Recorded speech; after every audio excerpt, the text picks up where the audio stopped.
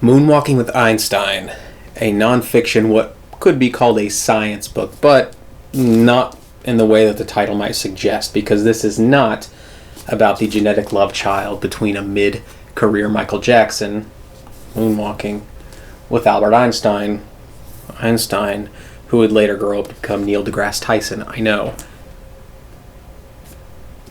Now that I've said it, you can see it. Don't lie to me.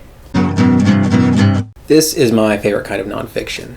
It's a narrative nonfiction in which the author puts himself into the story. It started as an essay that Joshua Foer, the author, was writing for a magazine about the National Memory Championships.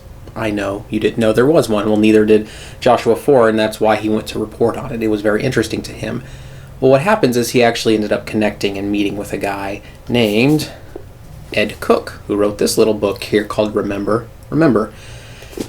Ed Cook is a guru in the memory circuit. He knows all the tricks, he knows all the techniques, he does speeches, that's how he makes his living from what I understand, talking about memory, the importance of memory, the historical context of memory, and he does it very well. He does it so well, in fact, that he helps train Joshua Foer to win the American Memory Championships within the span of a year. Basically, Joshua Foer went from never having heard of this memory championship to winning it a year later. That's pretty impressive. Surprisingly, it's not, memory in itself is not helped by mental exercises or taking the right vitamins, at least not in the way that Joshua Foer describes it here. In fact, memory is actually a really interesting concept. It's not a thing. It's really from what I can understand it, at least given the descriptions of memory as we as people understand it, it's more of a system it's a fluid environment. So memory isn't a thing. You can't really find a nerve cell, for example, or a synapse that reflects a specific memory in someone's head. That's not how it works. Rather, memory is something that can be called upon given the right set of circumstances. Very similar to what we would think of as like a mnemonic device. A mnemonic device is something that helps you remember something else. So the order of the planets. My very educated mother just served us 9 pizzas. Used to be pizza pies. Sorry, Pluto. But now that helps us remember the order of the planets. And the way that works is because we're associating something completely unrelated, really, to what it is we're trying to remember. That's kind of the basic understanding of a mnemonic device. Well, what the Memory Championships does, and one of the things that Ed Cook teaches and really helps people understand, is that that's how all memories can really be recalled. That's how you can really hold on to memories. If you associate as much with a single memory as possible, then it becomes easier to recall. One of the amazing, really kind of ingenious things he talks about is something that was actually developed many centuries ago.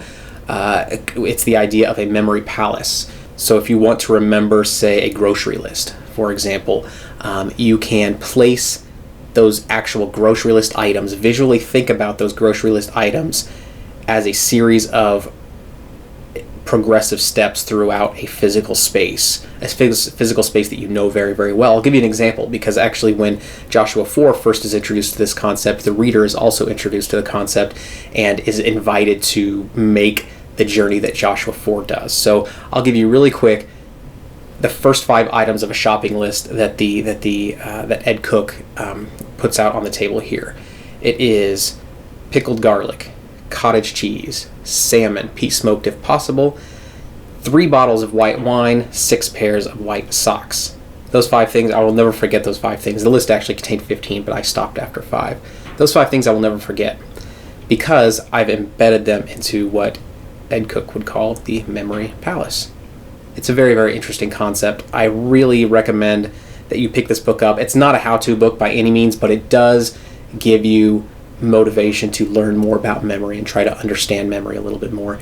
One of the great takeaways for me is that I'm actually encouraged to use my disgusting, morbid mind for the benefit of my intelligence, because Joshua Foer says in the book that actually humans recall things better and can memorize things better if it's related somehow to a sexual nature, a perverted nature, or just a gross, visceral, disgusting nature. I happen to be experts in all three of those fields. So this whole idea of a memory palace and remembering things using spatial memory is right up my alley. My disgusting, gross, horribly disfigured, probably, alley. So, read it or don't read it. Absolutely read it. This is a book that I think everyone should read. Memory is such a misunderstood concept that to finally get at least a little bit of a solid understanding on what it is and how it can be improved and how you can leverage it for your own day-to-day use is superbly beneficial. That, or I guess just buy Post-it notes.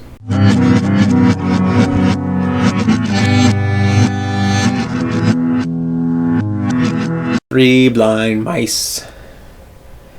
A delicious beer from Mother's Brewing Company.